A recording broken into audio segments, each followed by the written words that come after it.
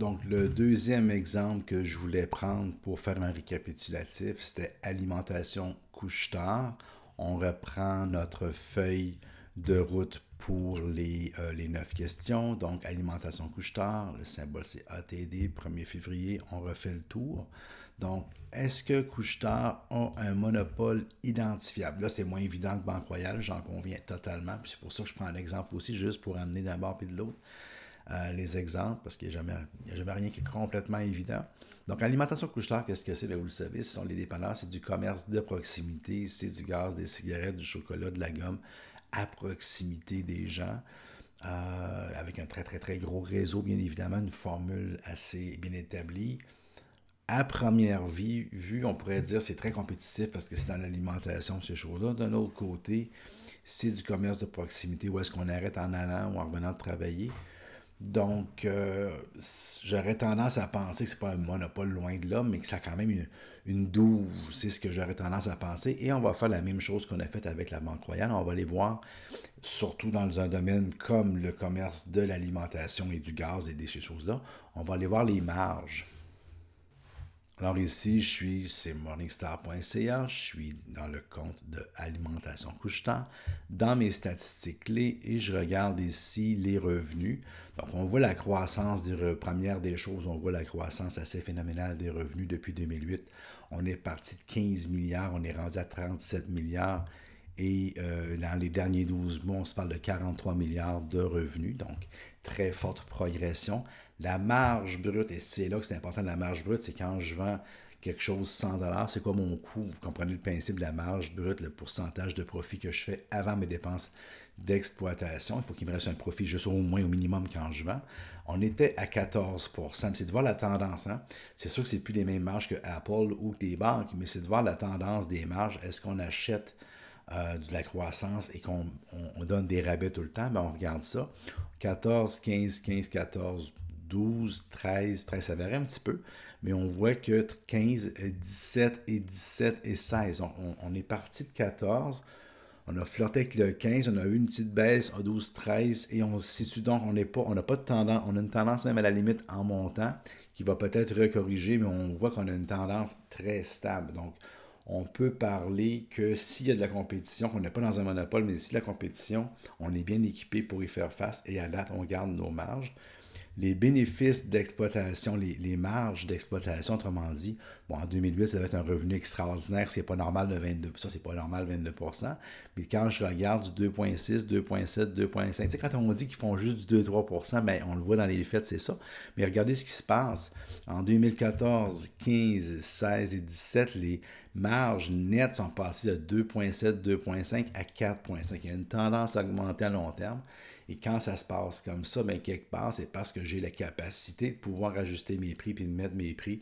Donc on peut dire d'un premier temps, au niveau du monopole ou du positionnement ou de la douve, autrement dit, on pourrait dire que oui, par le modèle d'affaires. Et dans un deuxième temps, quand on regarde au niveau des bénéfices par action, je peux le faire mon tableau comme je l'ai fait, mais on peut voir bien le bénéfice par action sans aller dans mon PowerPoint. On peut le regarder ici, le BPA, parce qu'on a 10 ans. Donc, j'ai 31, 43, 65, 1,43 63, 2,9. Donc, on a des bénéfices par action qui sont forts, qui augmentent à long terme. Donc, la réponse pour la deuxième question ici. Donc, ici, on peut dire, on peut penser que oui. C'est moins évident, mais on peut penser que oui. OK, je vais vous faire ça en direct. Je mettrais peut-être une note de 7 sur 10, ou peut-être, oui, je dirais 7 sur 10 parce qu'on n'est pas complètement convaincu que c'est un monopole, mais on regarde les chiffres, ces choses-là, ça nous laisse présenter qu'il y a quelque chose, qu'il y a une douve à l'entrée. Les BPA, définitivement, oui. Là-dessus, on peut donner un 9 sur 10 parce que c'est vraiment très, très bien la croissance des bénéfices. L'endettement, on peut aller le voir directement dans ma chose, mais je vais vous le montrer directement sur le site de Morningstar. Donc, au niveau de l'endettement, on vient voir le bilan. J'ai fermé un peu les choses. Non, pas là, j'y vais un petit peu fort. Je vais fermer, je vais ouvrir ça ici. Et dans mon passif à long terme, mes titres d'emprunt à long terme, voyez-vous, j'étais à 3 milliards ici d'emprunt à long terme. Avec d'autres éléments de passif, j'étais entre 3 et 4 milliards, dépendamment de ce que je compte. Mes capitaux propres, j'étais à 6. Donc, on se souvient qu'avec Ford, on était à 3 Bombardier, on était très élevé. Là, ici, j'ai 3 de dette à long terme sur 6, donc j'aurai un ratio d'endettement d'environ 50, pas 50%, mais oui, 50%, donc 50 sous pour 1 dollar. Fait que je ne suis pas très endetté. J'ai une dette qui est relativement stable. Alors, si je regarde mes emprunts à long terme, 2,9 milliards, 2,5, 3, 2,8, 3. Donc, je n'ai pas une dette qui a tendance à perdre j'ai pas tendance à perdre le contrôle sur ma dette. Et quand je regarde au niveau de mes capitaux propres, je suis parti de 3 milliards à 3,9, à 5 et à 6. Donc, mes capitaux propres augmentent. Donc, du côté de l'endettement, au niveau de mon questionnaire, alors je peux dire qu'au niveau de l'endettement, je peux dire non. Je suis sous contrôle. Il faut que je fasse attention, mais je pourrais dire que je serais à 8 sur 10 au niveau de mon confort. On continue au niveau du rendement de l'avoir des actionnaires. On va aller voir s'il est stable et élevé. Donc, encore une fois, comme je vous dis, avec Morningstar, on est capable de reculer 10 ans en arrière. Donc, la rentabilité du capital investi, donc de l'avoir des capitaux propres, le rendement des capitaux propres. Donc, j'ai 15, j'étais à 19, 20, 20, 22, 22, 23, 26. J'ai baissé un petit peu en 2017 et 22. Donc, il n'y a pas de souci. Je suis au-dessus de 20. J'ai un très, très bon rendement des capitaux propres de la compagnie. Donc, à ce niveau-là, j'ai une très bonne note, plus qu'une note de passage. Donc, oui. Est-ce que j'ai un rendement élevé? La réponse, c'est oui. On peut dire que je suis à 9 sur 10 avec des rendements au-dessus de 20%. Alors, je suis en bonne partie. Est-ce que l'entreprise peut garder ses profits, ses BNR? C'est sûr qu'elle va réinvestir beaucoup. On va aller faire un tour, voir du côté de ses dépenses, qu'on a vu la même chose qu'on a vu tantôt au niveau de la banque. Donc, on va aller voir ici au niveau des dépenses en capital. Donc, les dépenses en capital, présentement, je suis à 280. Voyez-vous, je suis en augmentation ici. Donc là, j'ai investi plus, c'est normal. Donc, je dépense en capital, je suis en augmentation depuis quelques années. Là, présentement, voyez-vous, j'ai été à 994 millions de dépenses en capital sur un bénéfice net de 1 milliard. Donc, je suis en train presque de réinvestir, mais là, présentement, ils sont en mode un peu plus de réinvestir ce qu'ils font dans les installations. Donc, présentement, on pourrait dire que c'est un peu plus difficile. Donc, on a du cash flow, on a moins de cash flow aussi par action. Donc, ici, voyez-vous, par rapport à la banque, j'ai beaucoup de cash flow par action. Ici, j'ai 2,27 $ en rapport avec 63 $, tandis qu'à la banque, c'était un ratio beaucoup, beaucoup différent. Donc, à ce niveau-là, ici, ben, c'est sûr que c'est une entreprise qui est en croissance. On n'est pas du tout à la même place qu'au niveau de la banque. Donc, on a une entreprise qui est en croissance. Donc, est-ce qu'elle peut garder ses profits, ses BNR, on pourrait dire pas vraiment, elle est en train de réinvestir présentement. Mais c'est correct, c'est pas négatif, mais c'est juste pas vraiment. Elle réinvestit. Bon, on pourrait dire ici, présentement, là, peut-être on pourrait dire 6 sur 10. Notre appréciation. Pas 61, mais 6. Combien on vient de voir Amalgam réinvestir, donc presque chaque dollar présentement est réinvesti. Est-ce qu'elle est libre de réinvestir dans de nouvelles opportunités? Bien, c'est ce qu'elle fait présentement par les acquisitions. C'est ce qu'elle est en train de faire. Elle réinvestit dans de nouvelles opportunités. Oui, elle est libre d'une certaine manière. C'est comme si c'est des nouvelles acquisitions qu'elle va acheter. Est-ce qu'elle peut ajuster ses prix à l'inflation? S'il y a une place où est-ce qu'on peut ajuster les prix à l'inflation, quand je vends de la gomme, des cigarettes, de la bière et du gaz, ce sont tous des éléments qui vont suivre l'inflation. Ce ne sont pas des nécessités, mais presque. Et puis les gens vont ajuster, puis les marges vont suivre. Et la réponse ici, c'est également oui.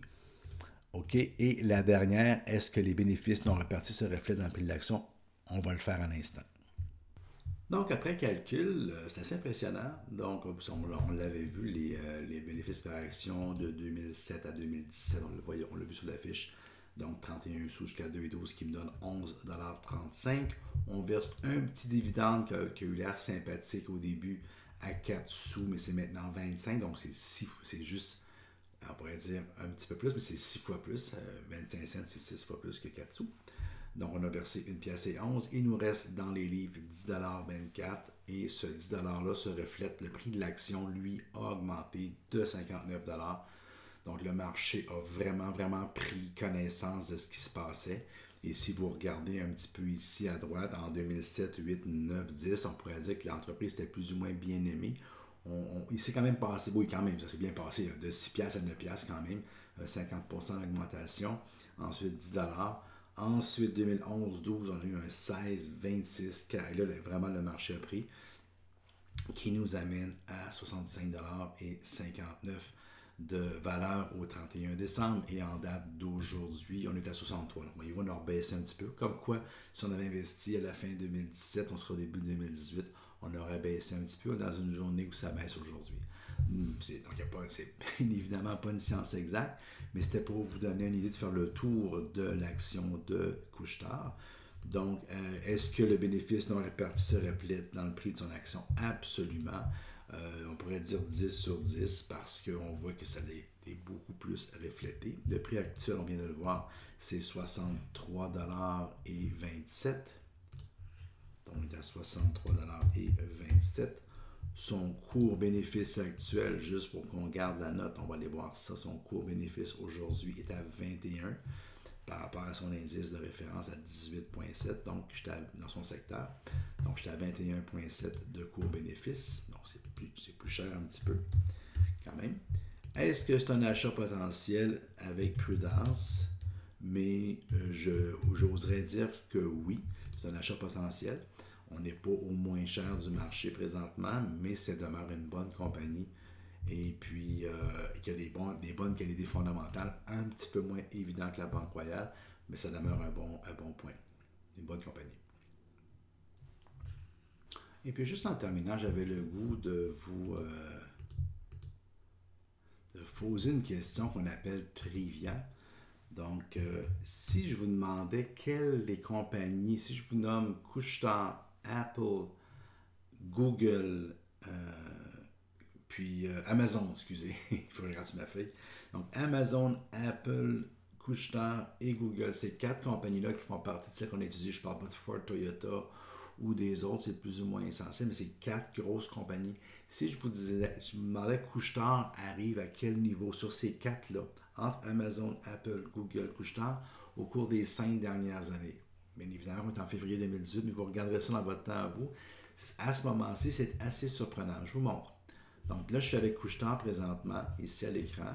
Et tout ce que je fais, je clique sur 5 ans ici, sur mon Morningstar. Je clique 5 ans. Je vois que j'ai 296% de rendement au cours des 5 dernières années. Si je vais voir Apple sur 5 ans, je suis à 157%. Donc Apple a fait moins sur 5 ans que Couche-Tard à ce stade-ci, à ce moment-ci, ce qui est intéressant. Alphabet, qui est la compagnie mère de Google, a fait 212%, ce qui est encore moins que Couche-Tard. J'ai bien du fun en salle quand je fais ça habituellement. Et puis le dernier, bien là, c'est sûr et certain qu'à un moment donné, il faut que ça... Si je viens voir ici et que je clique sur mon Amazon 5 ans, c'est sûr que Amazon remporte la palme. Ça n'a pas toujours été le cas parce que ça a été longtemps quand je l'enseignais, c'était Couche-Tard qui gagnait, puis je faisais tirer un livre, puis j'avais bien du fun avec les gens. Là, Couche-Tard arrive deuxième, mais quand même dans les 12 compagnies qu'on a vues. Et juste pour la bonne cause, parce que bon, on a vu Royal et CIBC. Si je fais la Royale au cours des 5 dernières années, qu'est-ce qui s'est passé comme croissance? Ça a été 69%. Donc, comme de quoi qu'une compagnie qui est plus, ce qu'on pourrait dire, buffettienne, n'aura pas les rendements les plus forts quand c'est plus conservateur comme Blue Chip, mais c'est quand même pas des derniers 69% sur du capital qu'on a investi. Et voilà, là je viens de conclure mon petit bout sur Couche-Tard.